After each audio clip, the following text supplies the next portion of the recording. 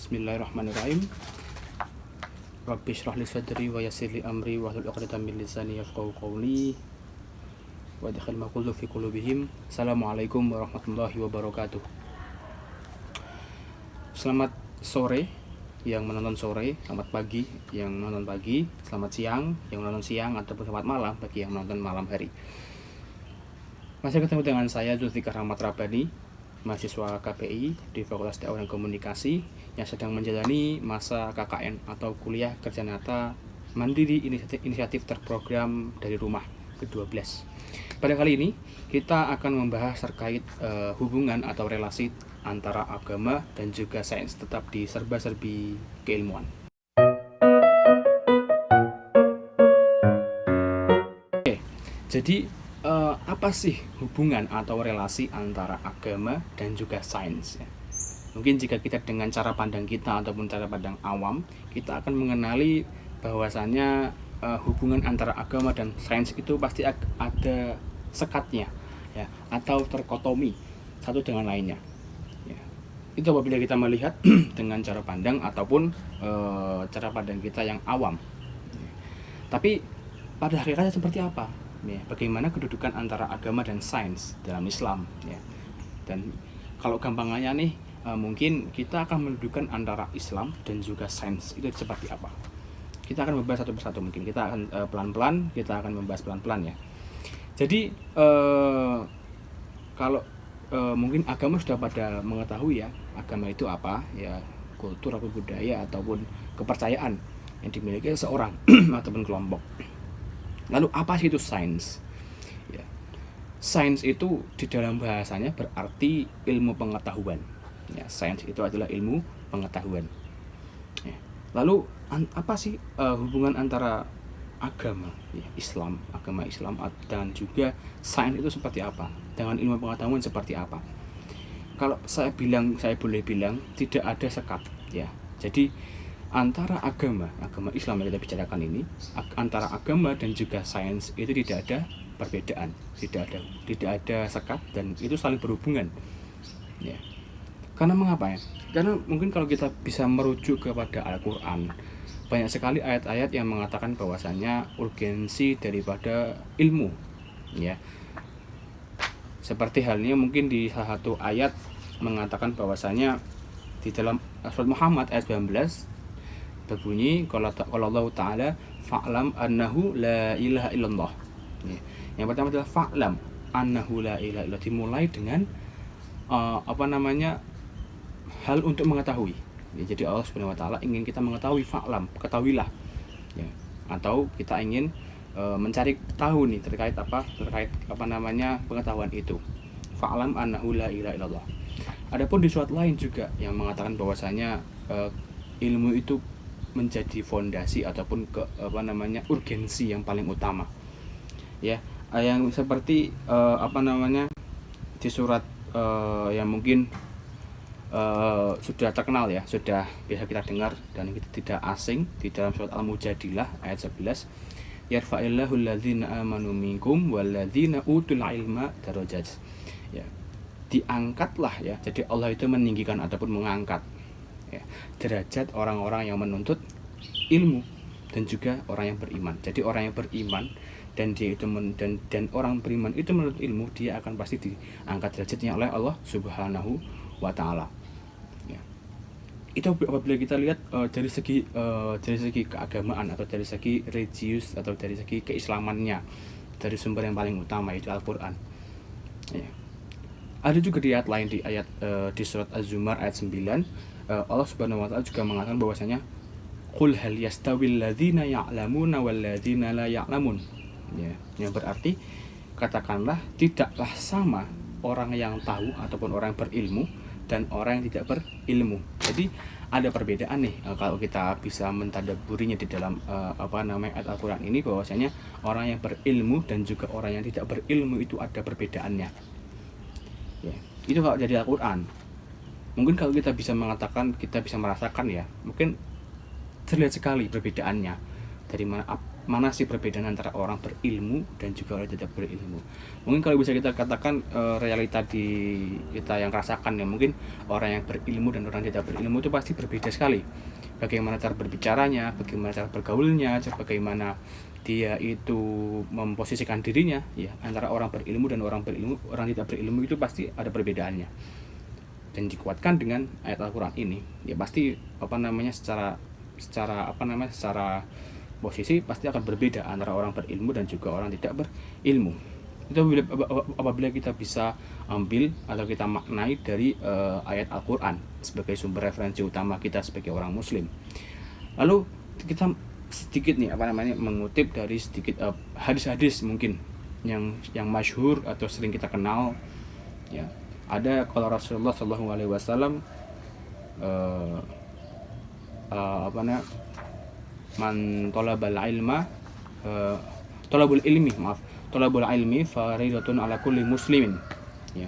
Jadi menuntut ilmu itu wajib bagi setiap orang muslim ya.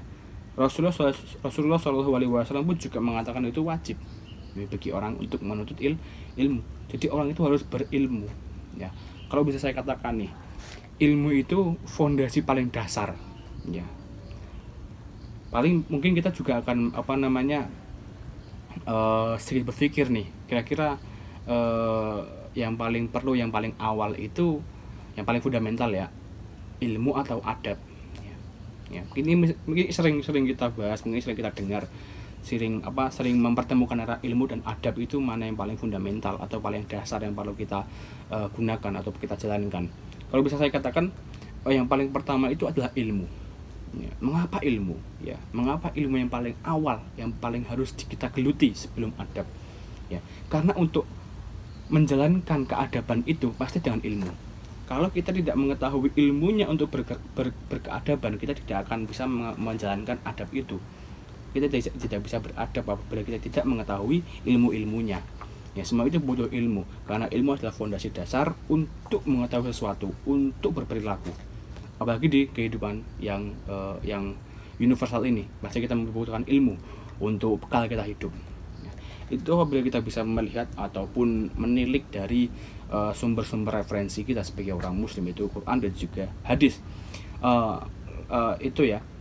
Lalu juga ada ilmuwan muslim juga mengatakan ya, seperti yang dikatakan sama Al-Faruqi merupakan cendekiawan muslim, mengatakan bahwasanya beliau itu mengkategorisasikan satu kategori ya keilmuan, yaitu adalah al-ulum asy'ariyah ya. Al-ulum asy'ariyah, di samping ada al-ulum ad-dunyawiyah ya. Di samping al-ulum ad-dunyawiyah atau ilmu keduniaan, ada al-ulum asy'ariyah atau ilmu syariat. Nah, ini menarik ini. Jadi ilmu syariat apa yang dikatakan Al-Faruqi itu tercakup di dalamnya adalah ilmu bahasa, ilmu Al-Qur'an ya, ilmu hadis dan juga ilmu syariat.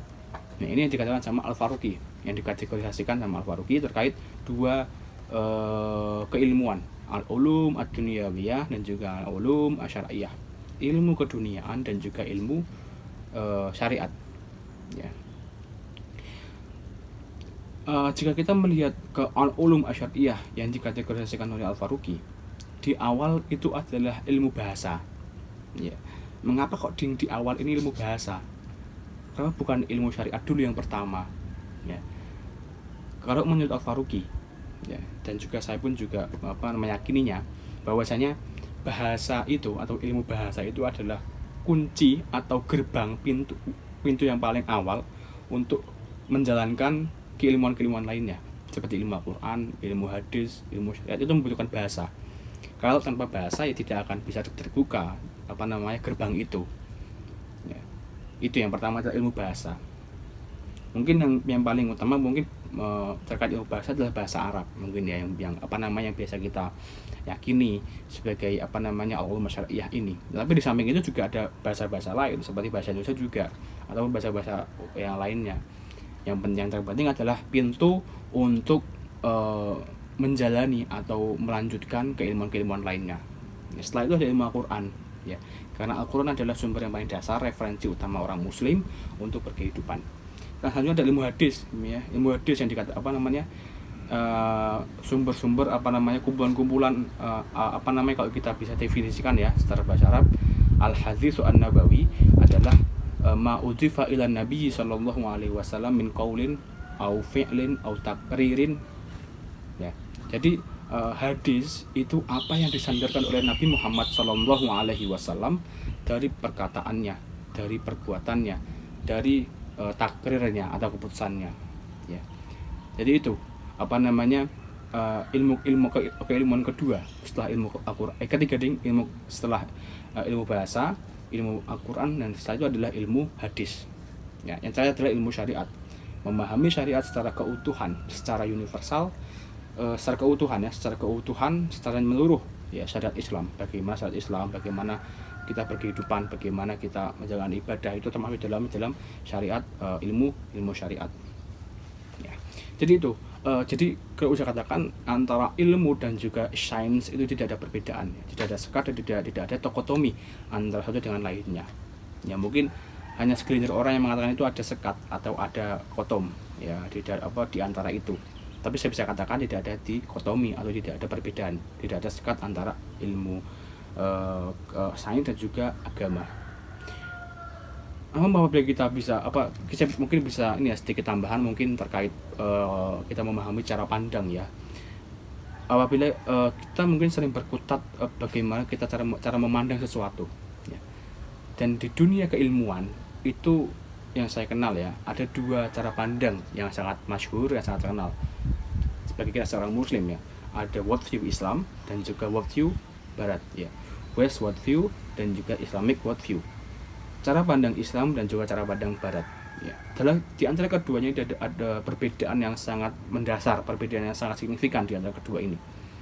Apabila di worldview Barat ataupun cara pandang Barat, mereka itu mengenal dua istilah dalam bidang keilmuan, ilmu pengetahuan atau yang biasa dia kenal itu science, dan juga knowledge yang mereka kenal sebagai pengetahuan ya. Ada perbedaan nih antara science dan juga knowledge ya. Science itu pengetahuan dan knowledge itu pengetahuan saja ya.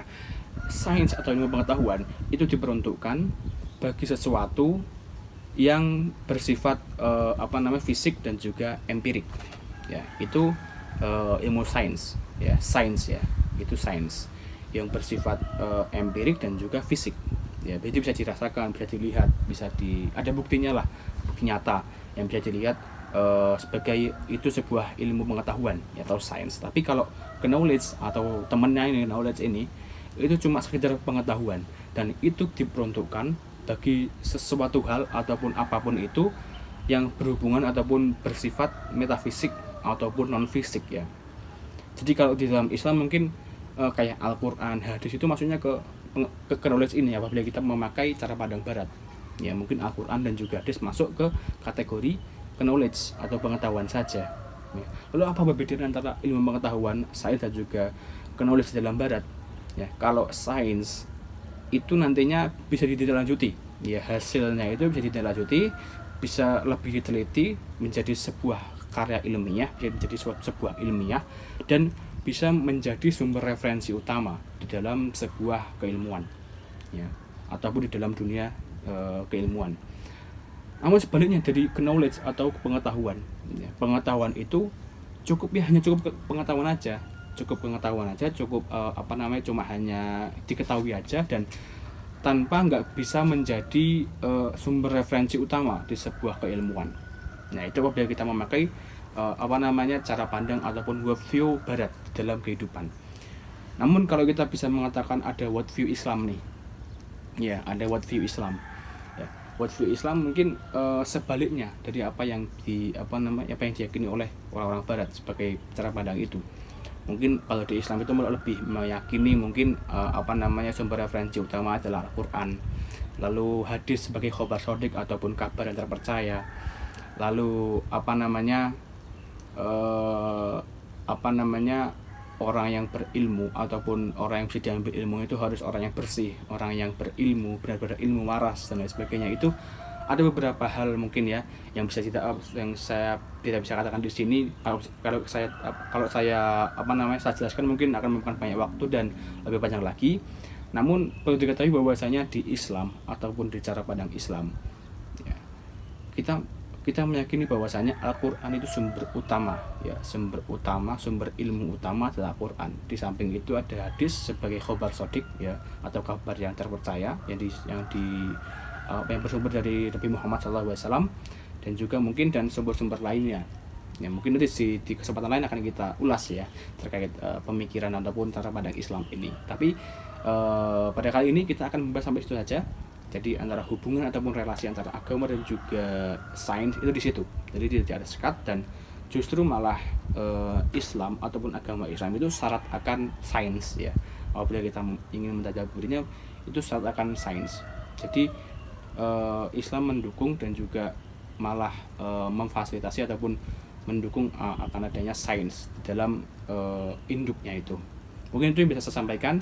Kurang lebihnya mohon maaf di kesempatan kali ini. Tetap jaga kesehatan, semangat menjalani hidup, dan see you. Wassalamualaikum warahmatullahi wabarakatuh.